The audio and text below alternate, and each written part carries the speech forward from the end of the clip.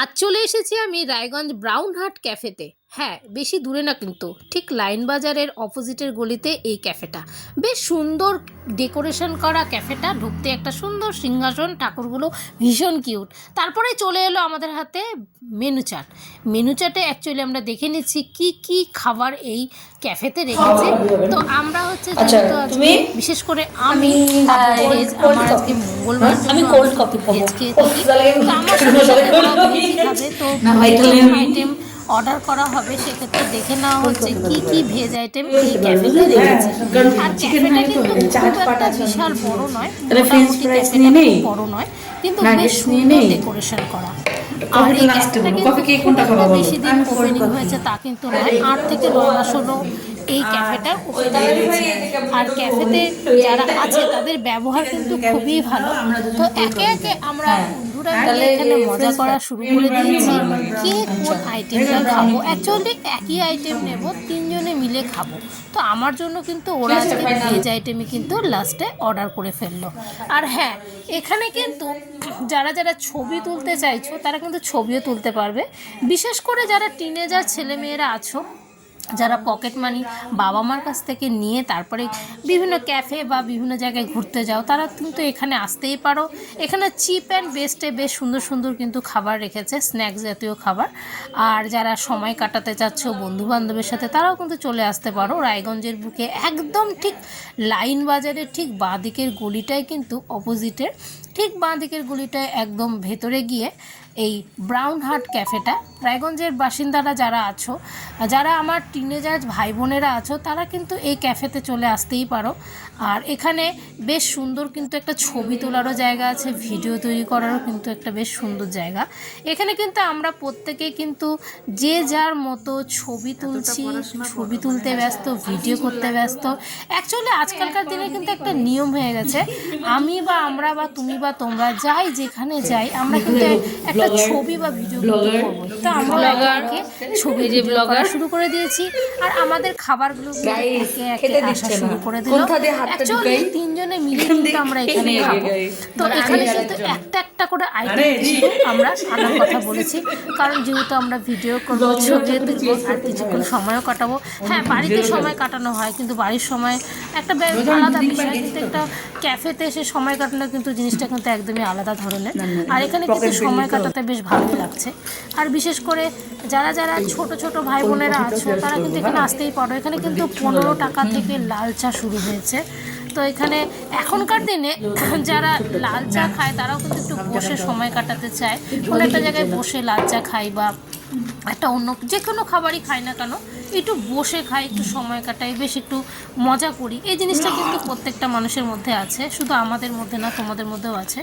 তো যারা ভাবছো কিছুক্ষণ সময় কাটাবো, একটু বসবো, তারা কিন্তু এই ক্যাফেটাতে চলে আসতেই পারো। আর এখানে ক্যাফেতে যারা আছেন তাদের ব্যবহার এতটাই ভালো, কি বলবো। আমরা 3 বান্ধবী কিন্তু বেশ দুষ্টুমি করছি, কিন্তু তারা কিছু দেখছে কিন্তু কিছু বলছে না। অ্যাকচুয়ালি ওরা বুঝতে পারছে বন্ধুবান্ধবরা যখন এক জায়গায় হয় তখন তারা এইভাবেই বোধহয় দুষ্টুমি করে। হ্যাঁ, সবাই প্রত্যেকেই দুষ্টুমি করে, তো আমরা একটু বেশিই দুষ্টুমি করছি।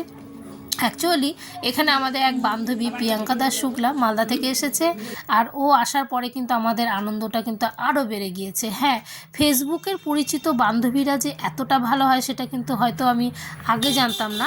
আমার কিন্তু এই ফার্স্ট টাইম অভিজ্ঞতা হলো, প্রিয়াঙ্কা দাস শুক্লা এতটা একটা ভালো মনের মানুষ, এত ভালো বান্ধবী আমার। ওকে না দেখলে, ওর সাথে না মিশলে কিন্তু বুঝতে পারতাম না। তো ও এসেছে, ও এসে কিন্তু বেশ আমাদের কিন্তু একদম আনন্দে ভরিয়ে দিয়েছে। হ্যাঁ, নেক্সট বার ও আবার আসবে, তখন কিন্তু আরও মজা হবে। হ্যাঁ, এই বছরের মতো কিন্তু আমরা বেশ ভালোই মজা করছি। হ্যাঁ, 2026 সালে কিন্তু আমাদের এটা ফার্স্ট টাইম ঘুরতে যাওয়া, কোনো ক্যাফেতে গিয়ে সময় কাটানো। হ্যাঁ, ক্যাফেতে আমরা অন্য ক্যাফেতেও গিয়েছি, বাট এই ক্যাফেটাতে ব্রাউন হাট ক্যাফেতে কিন্তু বেশ মজা হচ্ছে, কারণ কেউই নেই এখানে, জাস্ট আমরা 3 জন আছি। আর আমাদের দুষ্টুমি কিন্তু চলবে। হ্যাঁ, আমরা দুষ্টুমি করতে পছন্দ করি, আমরা সব জায়গায় দুষ্টুমি করি। এর আগেও তোমরা অনেক ভিডিওতে দেখেছো আমরা কিন্তু বেশ দুষ্টুমি করি। হ্যাঁ, দুষ্টুমি করা ভালো, কারণ প্রত্যেকটা মানুষের জীবনে কিন্তু ডিপ্রেশন আছে।